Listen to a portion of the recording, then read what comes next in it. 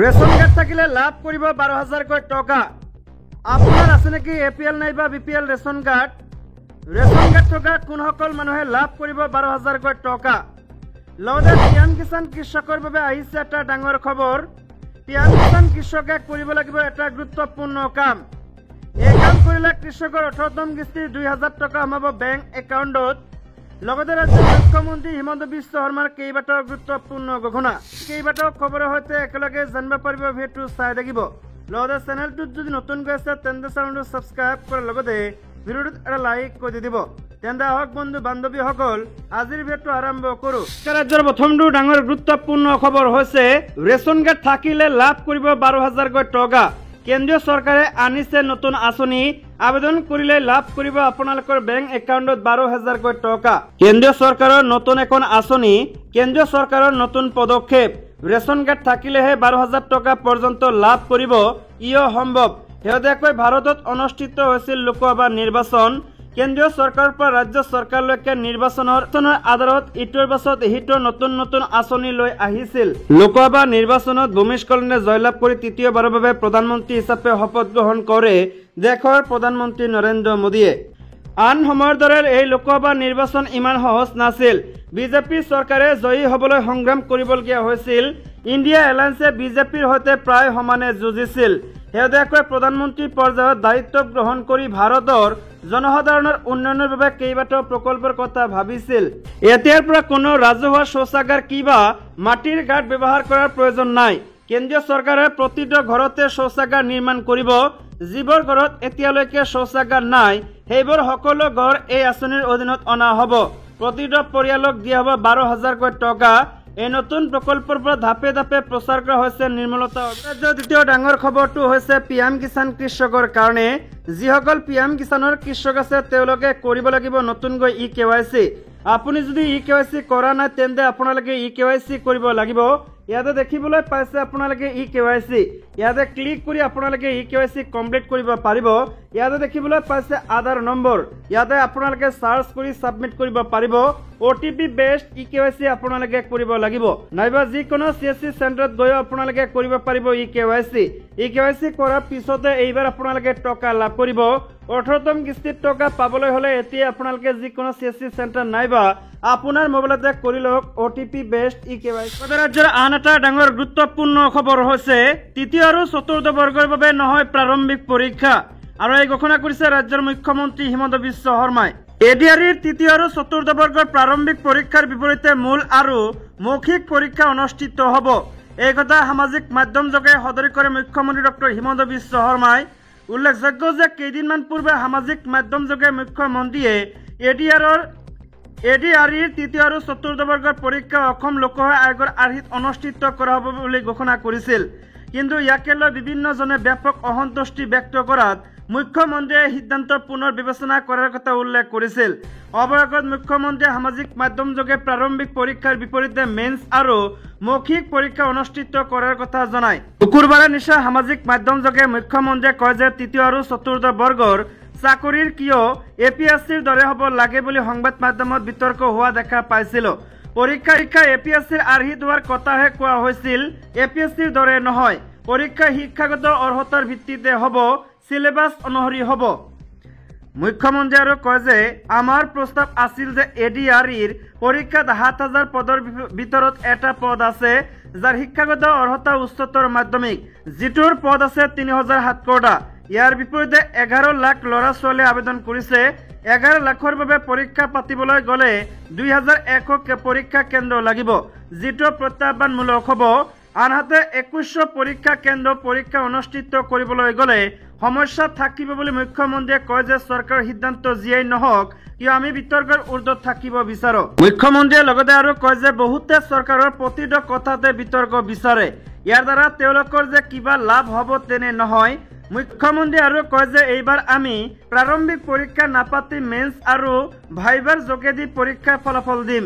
11 লাখ পৰীক্ষাৰ্থীয়ে 2,100 পৰীক্ষা কেন্দ্ৰত পৰীক্ষা দিলে প্ৰত্যাহ্বান হ'ব আৰু এই ক্ষেত্ৰত ৰাইজৰো সহযোগিতা লাগিব। মুখ্যমন্ত্ৰীয়ে লগতে আৰু কয় যে 3 অক্টোবৰৰ পৰা আৰক্ষীৰ পৰীক্ষা আৰম্ভ হ'ব। পৰীক্ষা যোগ্যতা অনুসৰি অনুষ্ঠিত কৰা হ'ব। ইয়াত বিতৰ্কৰ কোনো অৱকাশ নাই। চৰকাৰৰ এটাই লক্ষ্য যে চাকৰি যোগ্যজনৰ বাহিৰে কোনেও পাব নোৱাৰে। আন এটা ডাঙৰ গুৰুত্বপূৰ্ণ খবৰ হৈছে শৰাইঘাটৰ পুৰণি দলং বন্ধ। দুদিনৰ বাবে দলংখনেৰে বন্ধ থাকিব যান বাহনৰ চলাচল। পুনৰ সাময়িকভাৱে বন্ধ কৰি দিয়া হল পুৰণি শৰাইঘাট দলং। দুদিনৰ বাবে দলংখনেৰে যান বাহনৰ চলাচল বন্ধ কৰি দিলে ৰেল বিভাগে। প্ৰকাণ্ড ফাট মেলা দলংখন মেৰামতি কৰাৰ বাবে এই সিদ্ধান্ত গ্ৰহণ কৰিছে ৰেল বিভাগে। দলংখনৰ কেইবাটাও স্থানত প্ৰকাণ্ড ফাট মেলিছে, যাৰ ফলত যান বাহনৰ চলাচলত বহু অসুবিধাৰ সৃষ্টি হৈছিল। শনিবাৰে দিনৰ 11 বজাৰ পৰা বন্ধ কৰি দিয়া হল দলংখন। দুদিনৰ ভিতৰত মেৰামতি শেষ কৰাৰ টাৰ্গেট বিভাগীয় কৰ্তৃপক্ষৰ। দুদিন ধৰি নতুন শৰাইঘাটেৰে অহা যোৱা কৰিব লাগিব বাহনসমূহ। অৱশ্যে সিদ্ধান্তৰ বাবে যথেষ্ট যান জঁটৰ সৃষ্টি হৈছে অঞ্চলটোত। জালুকবাৰীৰ পৰা আমিনগাঁও পৰ্যন্ত যান জঁটৰ সৃষ্টি হৈছে। ৰাজ্যবাসীৰ বাবে আন এটা ডাঙৰ গুৰুত্বপূৰ্ণ খবৰ হৈছে অসমৰ চৰকাৰী চাকৰিত 100% থলুৱা যুৱক যুৱতী নিযুক্তি নিশ্চিত কৰাৰ দাবী অজাপ। জাতি মাটি ভেটি ৰক্ষাৰ সপোন দেখুৱাই দুবাৰকৈ ৰাজ্যত ক্ষমতা দখল কৰা বিজেপি চৰকাৰে জাতিৰ অস্তিত্বক সুৰক্ষিত কৰাৰ ক্ষেত্ৰত একো পদক্ষেপ গ্ৰহণ কৰা নাই। তাৰ সলনি চৰকাৰখনে অসমীয়া জাতি ৰাজ্যৰ অন্য থলুৱা জনগোষ্ঠীসমূহ তথা সামগ্ৰিকভাৱে এই ৰাজ্যৰ স্থায়ী বাসিন্দাসকলৰ স্বাৰ্থৰ বিৰুদ্ধে কাম কৰি আহিছে। 2014, 2016, 2019, 21 আৰু 2024 চনৰ নিৰ্বাচনত যি বিশ্বাস আৰু প্ৰত্যাশাৰে অসমৰ ৰাইজে বিজেপি দলক ভোট দি ক্ষমতাত বহুৱাইছিল, বিজেপি দলে সেই ভৰসা ভংগ কৰি ৰাইজৰ আশা চেঁচা পানী ঢালিছে। এই মন্তব্য অসম জাতীয় পৰিষদৰ সাধাৰণ সম্পাদক জগদীশ ভূঞাৰ। এবাৰে দলৰ মুখ্য কাৰ্যালয়ত এখন সংবাদমেল সম্বোধন কৰি ভূঞাই কয় যে বিজেপিয়ে অসমীয়া মানুহক বিশ্বাসঘাতকতা কৰি ৰাজ্যখনৰ জাতীয় সত্তা নিশ্চয় কৰিবলৈ গভীৰ ষড়যন্ত্ৰ চলাই আহিছে। তাৰে অংগ হিচাপে অসমীয়া জাতিৰ আধ্যাত্মিক সামাজিক তথা সাংস্কৃতিক দৰ্শনৰ প্ৰাণ প্ৰতিষ্ঠা মহাপুৰুষ শ্ৰীমন্ত শংকৰদেৱে গুৰুজনাৰ নামত প্ৰৱৰ্তিত ৰাজ্যৰ সৰ্বোচ্চ অসামৰিক বঁটা শ্ৰীমন্ত শংকৰদেৱ বঁটা দি বন্ধ কৰি দিলে। তেওঁলোকে এফালে সনাতনী সংস্কৃতিৰ পৃষ্ঠপোষকতা কৰ বুলি কয়, আনফালে গুৰুজনাৰ দৰ্শন আৰু আদৰ্শক অসন্মান কৰিবলৈও কুণ্ঠাবোধ নকৰে।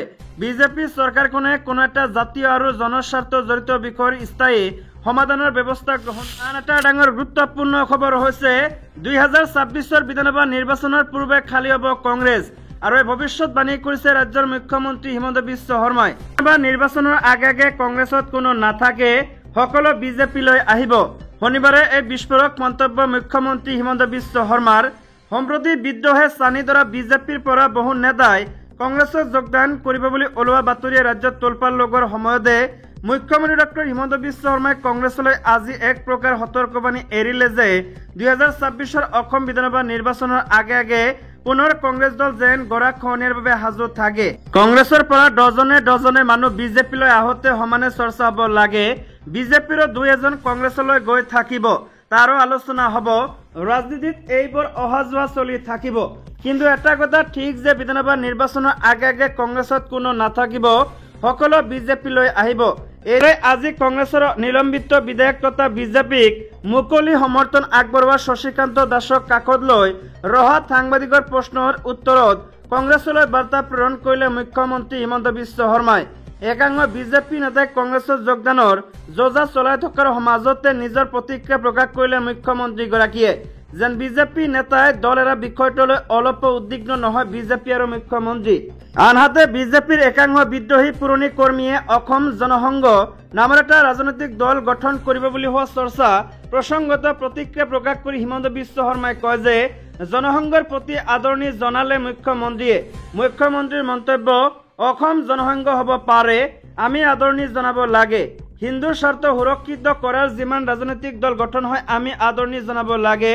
লগতে মুখ্যমন্ত্ৰীগৰাকীৰ মন্তব্য, হিন্দু আৰু খিলঞ্জীয়া অসমীয়াৰ স্বাৰ্থ সুৰক্ষিত কৰা যিমান দল গঠন হয় আমি সিমান আদৰণি জনাব লাগে। আহিছে আন এটা ডাঙৰ গুৰুত্বপূৰ্ণ খবৰ।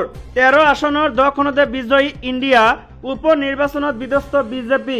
দেশৰ মুঠ 7খন ৰাজ্যৰ 13খন বিধানসভা আসনৰ উপ নিৰ্বাচনত বিধ্বস্ত হল বিজেপি। এই 13খন আসনৰ 10খনে লাভ কৰিলে বিৰোধী মিত্ৰজোঁটে।